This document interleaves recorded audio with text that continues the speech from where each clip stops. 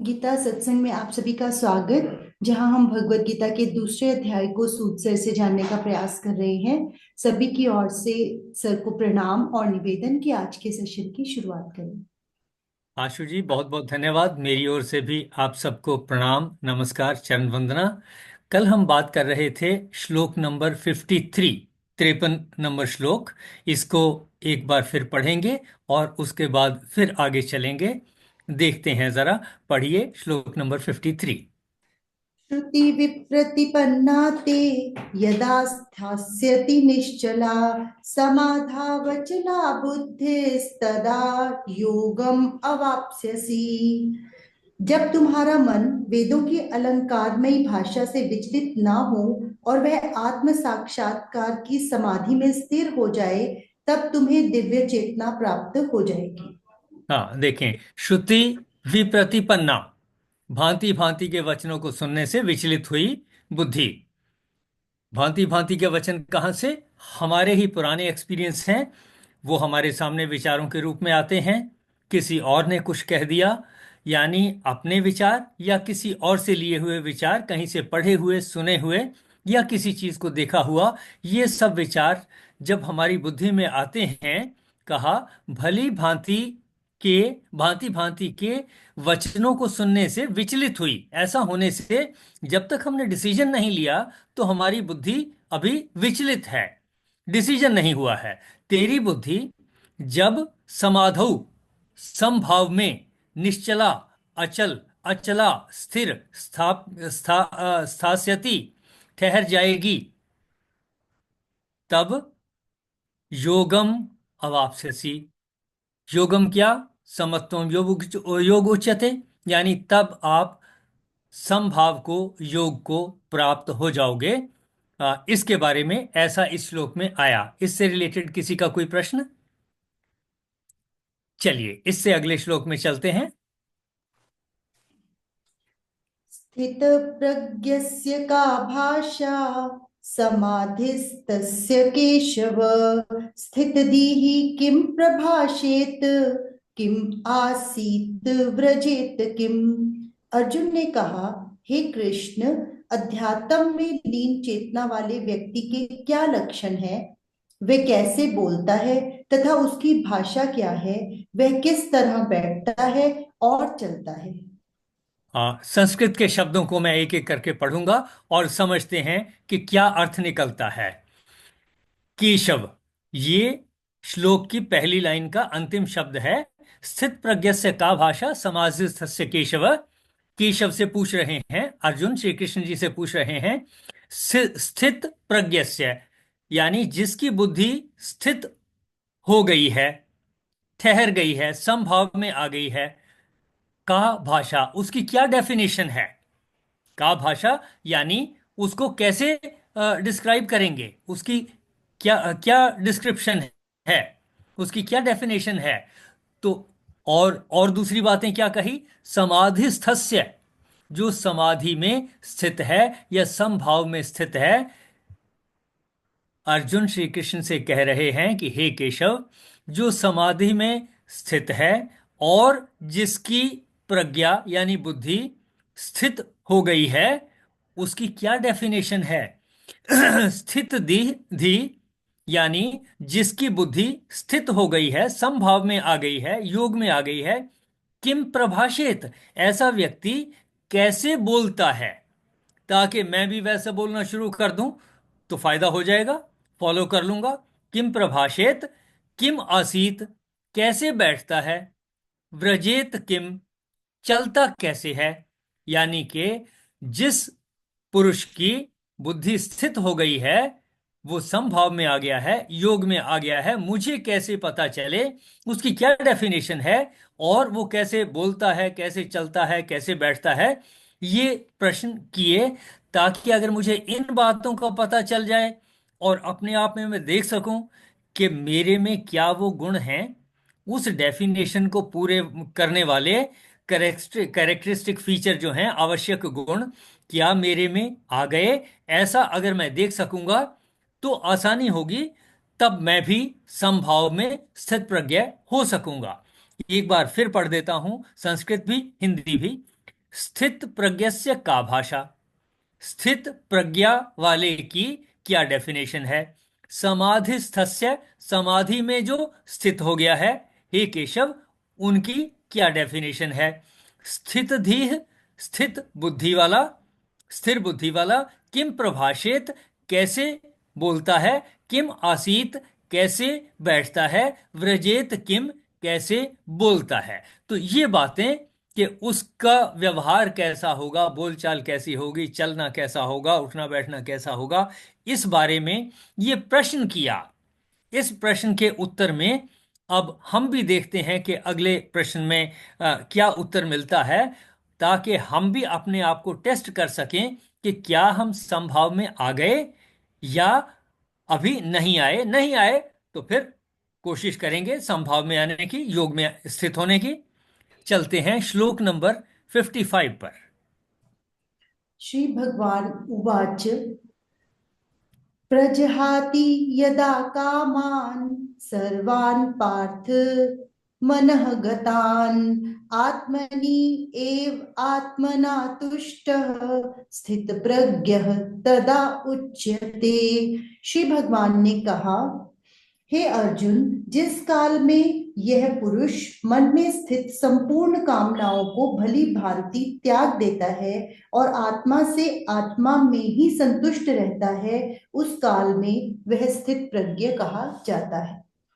शब्दों को समझते हैं, संस्कृत के शब्दों को भी, अर्थ को भी। प्रजहाति, छोड़ देता है, यदा, जब, कामान, कामनाओं को। जब कोई व्यक्ति कामनाओं को, कौन सी कामनाएं हैं? कि ये रिजल्ट ऐसा आना चाहिए, मुझे ऐसा करना है, ये एक कामना है। लेकिन रिजल्ट की तरफ को जब हम भागते हैं, उस कामना की शायद यहां बात हो रही है। प्रजहाति यदा कामान, उन कामनाओं को जब छोड़ देता है, या जो छोड़ देता है। पार्थ, हे हे अर्जुन, हे पार्थ, जो उन कामनाओं को छोड़ देता है। कौन सी कामनाएं? सर्वान, सभी। कौन सी सभी कामनाएं? मनोगतान, जो मन में हैं, जो मन में कामनाएं आ रही हैं। मन कहता है कि ऐसा कर लेते हैं, वैसा कर लेते हैं, ऐसा हो जाना चाहिए, वैसा हो जाना चाहिए, यानी हमारी अलग अलग जो इच्छाएं हैं। प्रजहाति यदा, जब उनको छोड़ देता है, तब आत्मनि एव आत्मना तुष्ट है, आत्मा से स्वयं में ही संतुष्टि। यानी अब मुझे संतुष्ट होने के लिए दूसरों की जरूरत नहीं, किसी और की हेल्प नहीं चाहिए। मुझे बहुत ज्यादा ज्यादा विचार जब नहीं आ रहे और एक डिसीजन हो गया, एक ही विचार आ रहा है, और एक ही कॉमन विचार क्या हो सकता है जो हमेशा ही कल्याणकारी हो? वो एक ही विचार है, वो है कि ये जो कुछ किसी ने किया, अच्छा या बुरा, ये ईश्वर के ही किसी दूसरे कण ने, किसी दूसरे अंश ने किया है। उसके किए को मुझे बुरा भला कहने का कोई अधिकार नहीं है, और उसको बुरा भला कहने से कुछ होगा भी नहीं। मुझे देखना है कि उस कण ने, उस अनंत के उस दूसरे कण ने जो चैलेंज मुझे दिया है, जो परेशानी मेरे लिए खड़ी की है, उससे मैं कैसे पार लगूं, उससे उसको मैं कैसे हल कर लूं समस्या को, और कैसे ठीक हो जाऊं, प्रसन्न हो जाऊं। इतनी बात है। फोकस चेंज करना है, अपनी सोच को अलग अलग तरीके से सोचना है।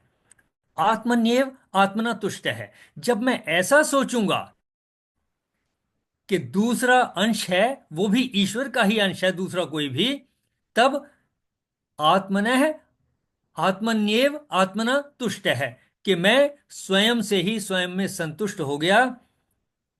ईश्वर का यह अंश ईश्वर के दूसरे अंश से संतुष्ट हो गया। देखें इसका अर्थ जो है, आत्मनि एव आत्मना तुष्ट है, इस बात को, यानी स्वयं ही अपने आप में संतुष्ट हो गया। स्वयं कब संतुष्ट होगा? जब समझ में आ जाएगा कि सामने वाला भी ईश्वर का ही अंश है। इसी को शायद कहते हैं कि परमात्मा को हमेशा याद करो, उसका भजन करो, कीर्तन करो। ऐसा कहा जा सकता है, वो इसका विस्तार हो सकता है। आत्मनि एव आत्मना तुष्ट है, स्वयं से स्वयं में ही संतुष्ट होना। स्वयं में क्या है? ईश्वर का अंश है। दूसरे में क्या है? ईश्वर का अंश है, यानी मुझे उस दूसरे ईश्वर के अंश से संतुष्ट होना है। मेरे अंदर क्या है? एक विचार है जो ठीक लगता है, दूसरा विचार है जो कॉन्ट्राडिक्टरी है, दोनों विरोधाभासी हैं और हल नहीं हो रहा है। मुझे इन्हीं में कोई ना कोई सामंजस्य बिठाना है। तब कहेंगे आत्मनि एव आत्मना तुष्टः। फिर कहा स्थित प्रज्ञ तदा उच्यते। तब स्थित प्रज्ञ कहा जाता है। तब स्थित प्रज्ञ यानी ऐसी स्थिति में कोई स्थिर बुद्धि वाला हो गया, स्थित प्रज्ञ हो गया, ऐसा कहा जाता है। इससे पहले श्लोक में पूछा था कि स्थित प्रज्ञ की डेफिनेशन बताओ। डेफिनेशन में पहली बात यह बताई, प्रजहाति यदा कामान सर्वान। जब सभी कामनाओं को छोड़ देता है या छूट जाती हैं। कौन सी कामनाएं? मनोगतान, मन की जो कामनाएं हैं, जब वो छूट जाती हैं, तब आत्मनि एव आत्मना तुष्ट है, स्वयं से स्वयं में संतुष्ट हुआ। स्थित प्रज्ञ तदा उच्यते। तब स्थित प्रज्ञ कहा जाता है। देखें जरा इस श्लोक से हमें क्या समझ में आया। कोशिश करें जरा। थोड़ा सा सिंपल भी है, कॉम्प्लिकेटेड भी है। कि हम स्थित प्रज्ञ कब हो जाएंगे? जब हमारे मन की कामनाएं छूटेंगी। प्रजहाति यदा कामान सर्वान। सभी कामनाएं छूटेंगी। सभी कामनाएं कब छूटेंगी? और कामना कौन सी है? मेरे हिसाब से काम नहीं हो रहा, होना चाहिए, ये कामना है। इसके अलावा और है और कौन सी कामना? मुझे पैसा मिल जाना चाहिए, क्यों नहीं मिल रहा, जल्दी मिलना चाहिए। इसके अलावा क्या है कामना? मुझे सुख सुविधाएं सब मिल जानी चाहिए जो दूसरों के पास भी हैं, मुझे क्यों नहीं मिल रही हैं। ये कामनाएं हैं। मैंने इनको किसी तरीके से अपने आप संतुष्ट होना है कि अगर तो मैं कोशिश कर लूं और प्राप्त कर लूं, बहुत अच्छा, तब ये कामनाएं छूट जाएंगी।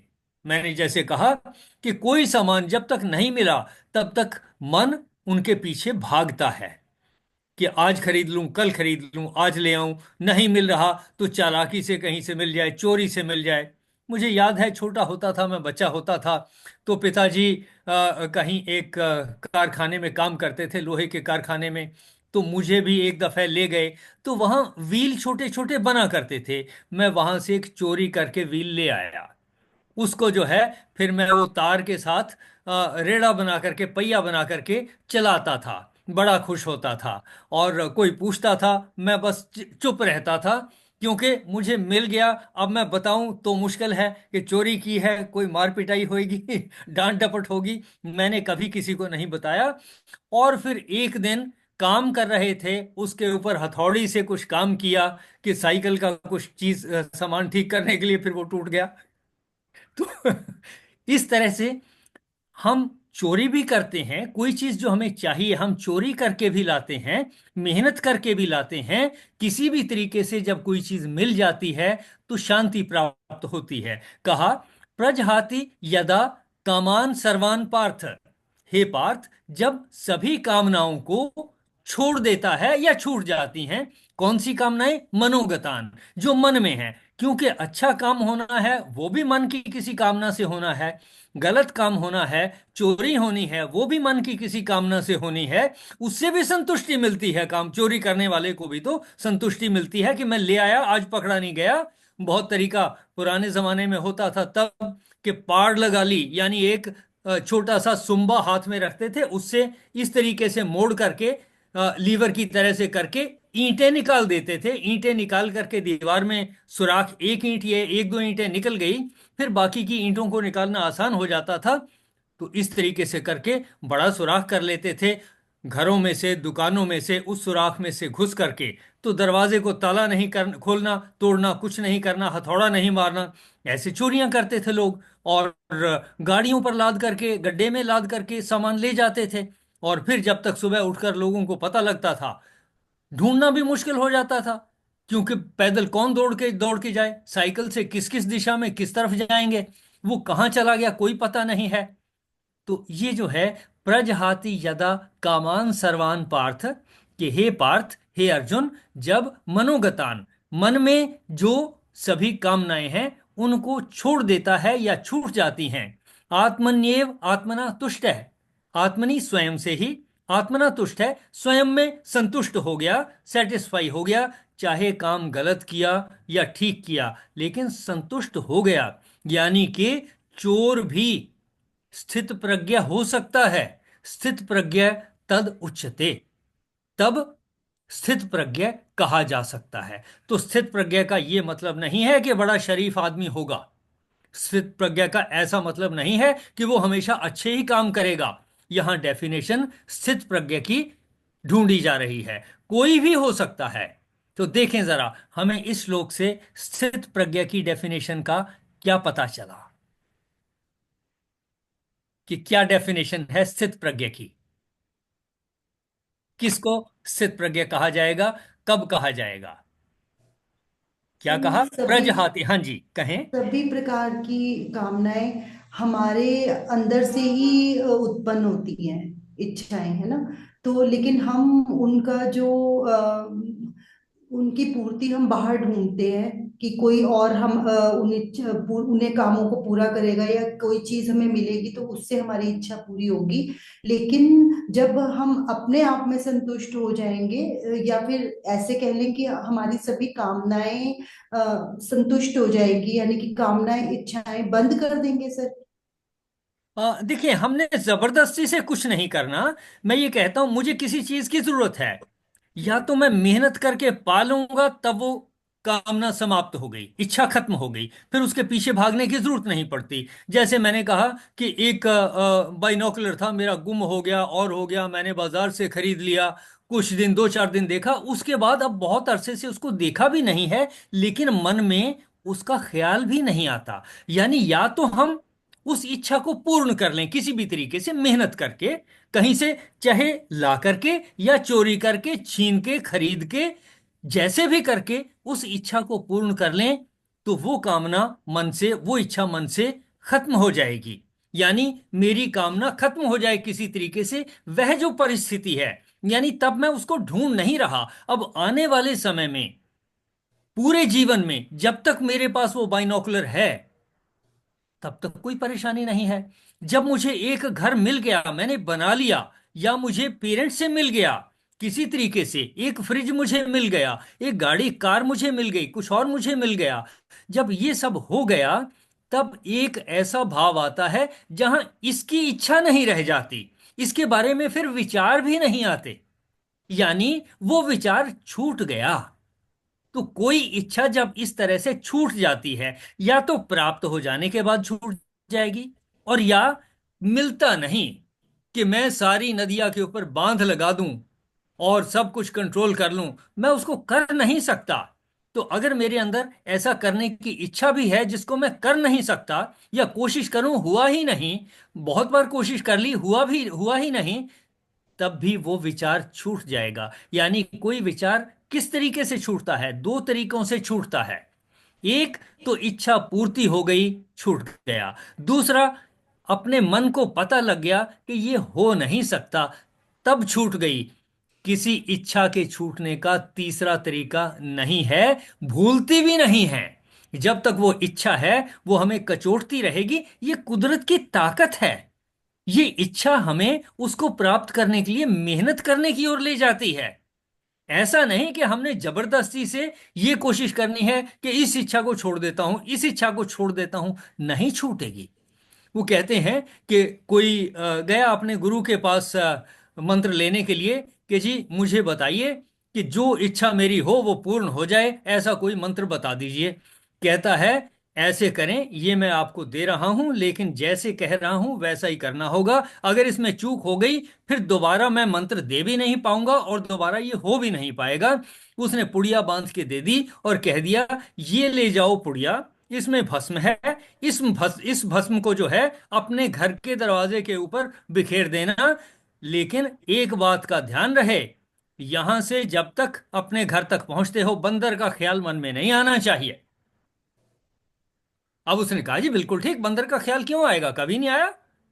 तो वो पुड़िया लेकर के जैसे ही चला, वैसे ही मतलब बंदर का ख्याल उसके मन में आने लगा। अब वो कोशिश कर ले, जितनी मर्जी कोशिश कर ले, की उसने, लेकिन बंदर का ख्याल मन से नहीं गया और दोबारा हो नहीं सकता। कहने का मतलब यह है कि अगर हम चाहें कि कोई चीज जबरदस्ती हमारे से छूट जाएगी, कोई मन कोई विचार जबरदस्ती छूट जाएगा, ये हो नहीं पाएगा, ये असंभव है। क्योंकि जिस चीज को हम छोड़ना चाहेंगे, मन में छोड़ने की बात कर रहा हूं, और ध्यान तो उसी का है जिसको छोड़ना है। जिसका ध्यान है वो छूटेगी कैसे? कभी भी नहीं छूट सकती। यानी किसी प्रयास से कोई विचार छूटने वाला नहीं है। मेरे एक्सपीरियंस के मुताबिक या तो छूटेगा उसके प्राप्त हो जाने से, और अगर अच्छी क्वालिटी का नहीं मिला दोबारा प्रयास करूंगा, दोबारा प्राप्त करूंगा, तब छूटेगा वो विचार। और या मुझे पता लग जाए कि ये जो मेरा प्रयास है इससे बन नहीं रही बात, इस दीवार को मैं हिला करके दूसरी तरफ कर दूं, रास्ते में अटकी है दीवार, जिस गली से निकलता हूं वो जरा संकरी है, उसमें मेरा साइकिल तो चला जाता है लेकिन कार नहीं जाती, तो दीवारों को थोड़ा थोड़ा हटा दूं। मैं नहीं हटा सकता। मुझे उस संकरी गली से ही अपनी कार को परे पार्क करके संतुष्ट होना पड़ेगा, कोई और तरीका नहीं है। यानी हमारे विचार कब छूटेंगे?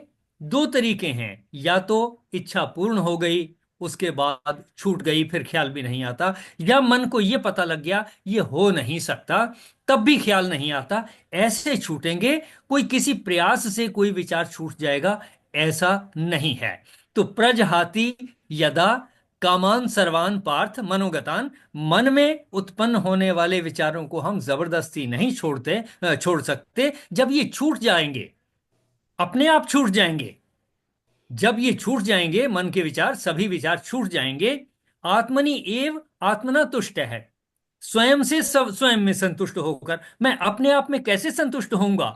या तो मुझे वो मिल गया तब संतुष्ट हो गया, या मुझे पता लग गया कि ये चीज मिल नहीं सकती तब संतुष्ट हो गया।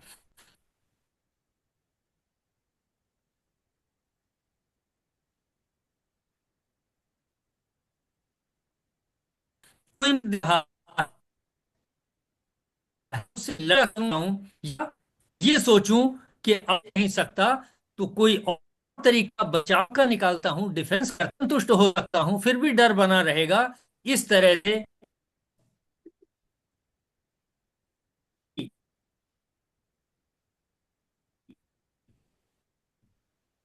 चलते ही ना कहीं सा कि कोई बात नहीं।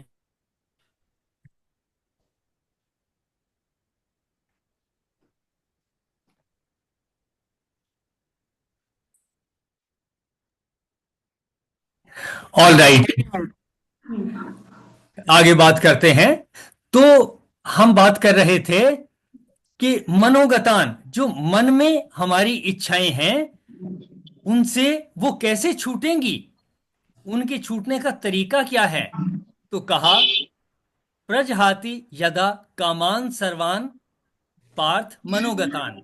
हे पार्थ, मन में जो कामनाएं हैं वो जब छूट जाएंगी, आत्मनि एव आत्मना तुष्ट है, तब स्वयं से स्वयं में संतुष्ट हुआ। कहा गया स्थित प्रज्ञ तद उच्यते, उसको तदा उच्यते, तब कहा जाएगा कि वो स्थित प्रज्ञ हो गया। देखें जरा कहां तक हमें समझ में आया कि स्थित प्रज्ञ की डेफिनेशन क्या है। प्रश्न था स्थित प्रज्ञ से का भाषा। देखें जरा, छोड़ना नहीं है कुछ, छोड़ने से कुछ नहीं छूटेगा, तो क्या तरीके हैं? ऑटोमेटिकली छूटना चाहिए, नेचुरली छूटना चाहिए। माइंड के ऊपर इसका एक और एडिशनल स्ट्रेस नहीं होना चाहिए कि छूटता क्यों नहीं, इच्छाएं क्यों नहीं छूटती हैं। ये प्रयास अपने आप में एक और परेशानी को पैदा कर देगा। क्योंकि किसी इच्छा को छोड़ना, ये जो है ये अपने आप में अप्राप्य है, इसको अचीव नहीं किया जा सकता। इसको अचीव करने के लिए तरीके, सेटिस्फाई हो जाओ, या पता लग जाए, मन को पता लग जाए कि ऐसा नहीं हो सकता, तभी हो सकता है। देखें जरा कहां तक समझ में आया हमें। नम, हाँ नमस्ते। जी। नमस्ते सर, हिमांशु बोल रहा था। हाँ जी। आपको पहले तो प्रणाम और चरण वंदन। सर आप इतने अच्छे ढंग से समझा रहे हैं, बट सर मेरा तो ये मानना है कि इच्छाएं तो बिल्कुल ऐसी होती हैं जैसे समुद्र में जन लहरें होती हैं, वो तो हर पल जो है ना वो बदलती रहती है, और उनको तो एक इच्छा पूरी होती है, अगली शुरू हो जाती है। तो उन्हें तो सेटिस्फाई करना बहुत ही मुश्किल होता है ऐसे। तो देखिए, ये तो इच्छाओं का तो दमन करना, मतलब इच्छाएं सब तो पूरी हो ही नहीं सकती किसी की भी, क्योंकि इच्छाओं का तो वही है ना, एक इच्छा पूरी होती है, लहर उठती है फिर गिरती है। वही है समुद्र में जैसे कि लहरें उठती हैं, इच्छाओं का तो ये है। तो उसमें तो अपने आप को यही समझाना पड़ता है कि कुछ इच्छाएं जो पूरी हो जाती हैं उनसे संतुष्ट होके, जो नहीं हुई उनको कॉम्प्रोमाइज कर ही लेते हैं हम। वही है हमारा बेसिक पॉइंट। आपने ठीक कहा कि कुछ जो पूरी हो गई उसका तो झगड़ा ही नहीं, जो पूरी नहीं हुई उसके साथ कंप्रोमाइज कर लेते हैं। मैं इसको थोड़ा सा मॉडिफाई करूंगा। कंप्रोमाइज करने की बजाय मैं कहता हूं कि मेरे मन को जब पता लग जाएगा कि ये पूरी नहीं हो सकती, तब मैं कोई एफर्ट नहीं लगाऊंगा उसको छोड़ने के लिए। कि दीवार अगर हट नहीं सकती, गली अगर छोटी है और वो बड़ी नहीं हो सकती, तो मुझे कार ही पार्क करनी है कहीं और, तब मुझे किसी दूसरे विचार पर ही जाना है। जो चीज नहीं हो सकती उसको मुझे स्वीकार करना है। आज नहीं तो कल स्वीकार करना ही होगा। कोशिश करेंगे। जो चीज की जिस चीज की इच्छा है उसके ऊपर मन हमेशा ही कोशिश करेगा। ये कोशिश करने की ताकत भी तो उस ईश्वर से ही तो आई है। मैंने नहीं पैदा की ये शक्ति। मेरे में क्या ताकत। और जिस दिन वो ताकत जिससे ये विचार पैदा होते हैं, जिसको हम ब्रह्म कहते हैं, केन उपनिषद से ये आया कि वो क्या है जिससे हम बोलते हैं, जिससे हम चलते हैं, जिससे हम सोचते हैं, जिससे हम काम करते हैं, उस शक्ति का नाम ब्रह्म है। तो ब्रह्म की शक्ति से ये विचार उत्पन्न होते हैं, ये होंगे। और अगर मैं प्रयास करूं कि विचार उत्पन्न ना हो, तो भाई मुझे ये नहीं पता कि बेहोश होने के बाद भी जब ऑपरेशन किया जाता है तब भी किसी को सपने आते हैं या नहीं आते। मुझे नहीं पता, किसी और का एक्सपीरियंस हो तो उसको पता होगा। तो अगर हम विचारों को समाप्त कर दें, तब तो जीवन की ही समाप्ति है, फिर जीवन समाप्त हो गया, कुछ नहीं बचा। तो हमें कोशिश ये करनी है कि दमन करने की बजाय नेचुरली छूटें। तब हम कहेंगे कि हम स्थित प्रज्ञा की डेफिनेशन में आ गए। यानी हमें उन इच्छाओं का प्रेशर नहीं रहा। या तो अचीव करने से छूट गई, या ये पता लगने से कि ये अचीव होना मुश्किल है, कोशिश मैंने कर ली है नहीं होती, और नेचुरली छूट जाए। जिसको आपने अपने तरीके से कहा, मैं कहता हूं कि ये अगर नेचुरली छूट जाएगी, तब हम कहेंगे कि भाई हम स्थित प्रज्ञा की डेफिनेशन में आ गए। और जब तक मैं दमन कर रहा हूं, तब तक अभी माइंड स्टेबल नहीं होगा और स्थित प्रज्ञा की डेफिनेशन से कहीं बाहर रहेंगे। आप जहां तक पहुंचे हो उसके थोड़ा ही आसपास कहीं स्थित प्रज्ञा की डेफिनेशन में आप आ जाओगे। देखें। सर मीन्स ये समझ में आया कि ये भी नहीं है संतुष्ट होने का मतलब कि हम कहीं हिमालय पे जाके बैठ जाएं और कहें कि हम कुछ ही नहीं हमें करना है। हमें ये पता होना चाहिए कि कौन सी चीजें हम अचीव कर सकते हैं, मतलब जो हमारी पहुंच में है उनको पाने का प्रयास करें। और जो पता है कि हमारी पहुंच से बाहर है या पॉसिबल ही नहीं है ये काम करना, तो उसके लिए हमें अपने मन में संतुष्टता लानी चाहिए कि ये संभव नहीं है, तो इसके ऊपर जोर लगाना व्यर्थ है, तो मैं अपने आप को ही परेशान करूंगा अगर मैं ऐसा करना चाहूंगा तो। ये आपने बिल्कुल ठीक कहा, ठीक अंडरस्टैंडिंग है। इसमें थोड़ा सा मैं और ऐड करूंगा कि एक साइंटिस्ट को किसी चीज का सॉल्यूशन नहीं मिलता, वो छोड़ता नहीं है, धीरे धीरे जल्दी जल्दी छोड़ता नहीं है। बहुत देर तक वो उस पे प्रयास में लगा रहता है, आज नहीं तो कल। भले ही उसका काम रुक गया हो, वो दूसरे में लग गया हो, फिर भी उसके मन में कहीं वो चलता रहेगा। और हो सकता है एक दिन उसको सॉल्यूशन मिल जाए। उसी से प्रगति होनी है। पूरे संसार की प्रगति इसी पे तो निर्भर है कि नए विचार आते हैं, नई जरूरत सामने हमें चैलेंज करती है और हम उसका सॉल्यूशन ढूंढते हैं। किसी ने पहिया बनाया, किसी ने गड्ढा बनाया, किसी ने साइकिल बनाया। अब कौन सोच सकता है कि दो पहिए वाला साइकिल के ऊपर चला जा सकता है। जब तक चले नहीं थे, फिर वो चल पड़ा, गिरता नहीं है, लेफ्ट राइट नहीं गिरता है। फिर चार व्हील वाली कारें बन गई, और बन गई रेलगाड़ियां बन गई, क्या से क्या बन गया, आर्टिफिशियल इंटेलिजेंस में हम जा रहे हैं। ये सारे क्यों? क्योंकि अंदर से कहीं से चैलेंज है कि भाई मैं उसको पालूं। ये जो पा लेने की इच्छा है, ये भी तो उस ईश्वर ने ही तो पैदा की है, वो ब्रह्म ही तो हमें ये शक्ति दे रहा है। उस ब्रह्म की शक्ति से ही हम बहुत कुछ पा सकते हैं। लेकिन थोड़ा सा कोशिश करें कि अभी अगर आज के दिन में नहीं भी मिला तो ऐसा सोच लें, हो सकता है कल को मिल जाए और प्रयास करूंगा। ऐसा करने से भी हम कहेंगे कि हम स्थित प्रज्ञा की डेफिनेशन में आ रहे हैं। देखें,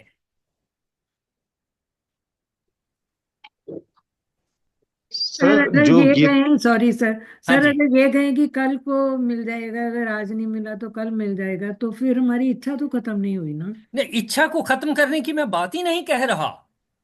हाँ जी। इच्छा छूट जाए अपने आप, हाँ जी। मतलब ऑटोमेटिकली। जब प्रैक्टिस करके अगर वो उसके पीछे लगे रहे, रिजल्ट बिल्कुल एंड रिजल्ट हमारी इच्छा के मुताबिक नहीं आता, तब हम सेटिस्फाई होंगे कि वो हमारी इच्छा छूट गई अपने आप। यानी हम एक वैज्ञानिक जैसे अपने उद्देश्य के लिए कार्यरत रहता है, लेकिन परेशान नहीं होता कि अगर नहीं। सक्सेसफुल नहीं हुआ तो वो रोता नहीं। वो हाँ ये जी। सोचता है कहीं ना कहीं मन में कोई और सॉल्यूशन निकल तो आएगा, निकल तो मिल आएगा। तो जाएगा। जब ऐसी परिस्थिति है तो स्थित प्रज्ञा की डेफिनेशन में आ गए। और अगर ये हो गया, ये उसने जो है ये अड़ंगा बीच में डाल दिया, इसलिए नहीं हो रहा, मेरा तो काम हो गया होता, मेरी तो पीएचडी पूरी हो गई होती, ये हो गया जब हम स्थित प्रज्ञा की डेफिनेशन से बाहर हो गए। Now I got your point, ठीक है सर। हाँ। थोड़ा ही फर्क है, थिन लाइन थोड़ा का ही फर्क, डिफरेंस है हाँ इसमें। बिल्कुल थोड़ा सा फर्क है। एक तरीके की सोच से हम स्थित प्रज्ञा की डेफिनेशन में आ जाते हैं कि हो तो जाएगा, आज नहीं हुआ कोई बात नहीं, और पता करता हूं और कुछ करता हूं, हम्म। करके तो छोड़ूंगा, हो तो जाएगा। ऐसा तो नहीं है कि जो समस्या उस ईश्वर ने दी है उसका समाधान ना दिया हो, होगा तो जरूर। ये सारी प्रगति, सारी इन्वेंशन, सारी साइंटिफिक अप्रोच, सारी टेक्नोलॉजी एक दिन नहीं थी, फिर हो गई। जिस दिन नहीं थी किसी को लगता नहीं था कि ये हो जाएगी, पर किसी एक को लगता था कि हो सकती है, हाँ तो जी। फिर आगे काम चला। और ये स्टेट जो है अपने आप में स्थित प्रज्ञा होना है। यानी इच्छा को रखें, इच्छा को खत्म कर दें ऐसा नहीं, उसको रखते हुए संभाव में रहना है कि कोई बात नहीं, हो जाएगा। तब हम स्थित प्रज्ञा की डेफिनेशन में आ जाएंगे, ऐसा इस श्लोक से मुझे पता चलता है। देखें हाँ और। बिल्कुल ठीक है सर। मतलब ये है, उन्होंने भगवान जी ने पार्थ को कहा कि हे पार्थ, तू सब इच्छाओं को जो है त्याग दे। चाहे वो कैसे त्याग हो, कोई दो तरह से हो सकता है। एक तो इच्छा की पूर्ति से, और एक अगर नहीं हुई तो ये ज्ञान हो जाए कि मैं ये नहीं कर सकता, तब वो अपने आप छूट जाएगी। तो फिर आत्मा से आत्मा में वो स्थित हो जाएगा, और इसको हम स्थित प्रज्ञा कहेंगे। मतलब हमें सेटिस्फेक्शन हो जाएगी कि हम ये नहीं कर सकते, एब्सोल्युटली करेक्ट, सेटिस्फेक्शन हो जाएगी। है ना। अर्जुन ने एक सवाल पूछा था, हमें ये भी नहीं पता कि हम जीतेंगे या वो हमें जीतेंगे, यस। इस दुविधा में था। तो यहां कह दिया कि भाई या तो लड़ाई लड़ ले, तू जीत जाएगा तो स्वर्ग मिल जाएगा, तू हार जाएगा तो स्वर्ग मिल जाएगा, जीत गया तो पृथ्वी को पालेगा, भोगेगा। दोनों परिस्थितियों में अपने मन को प्रसन्न करने के लिए अगर एक विचार मैं पैदा करता हूं, तब मैं कहूंगा कि हाँ, मैं स्थित इसकी डेफिनेशन में, स्थित प्रज्ञा की डेफिनेशन में आ गया। आ गया। सर जब हम इस घर में आए ना, हमने पहली बार घिया की बेलें लगाई तो खूब नई नई मिट्टी थी, खूब सारी घिया लगी, बड़ी खुशी हुई। तो अगली बार लगाई, कुछ कम लगी, अगली बार तो लगी ही नहीं, अब 2 साल से लग नहीं रही थी। तो इस साल मैं सोच रही थी अब बीज लगाऊं या ना लगाऊं। तो अब आपकी बात से ये समझ आया, तो बीज तो लगा ही दिए हैं, अब ये सोचना है, ये नहीं सोचना कि लगेंगे ही नहीं, ये सोचना है कि उनको और क्या, उनको ध्यान रखूं कैसे ताकि अच्छा कुछ रिजल्ट दे पाए। कौन सी खाद की जरूरत है, किस चीज की कमी है जिसकी वजह से नहीं लग रहे, कौन से तत्व हैं जो कम हो गए मिट्टी में जिसकी वजह से उनको फल नहीं आ रहे, या बीज उतनी अच्छी क्वालिटी के नहीं हैं। डेफिनेटली होगा, बिल्कुल। डेफिनेटली होगा। ये इसी स्थिति में रहना जो है स्थित प्रज्ञा की डेफिनेशन में हमें लाता है। चलिए इसी के साथ आज समापन की ओर बढ़ेंगे।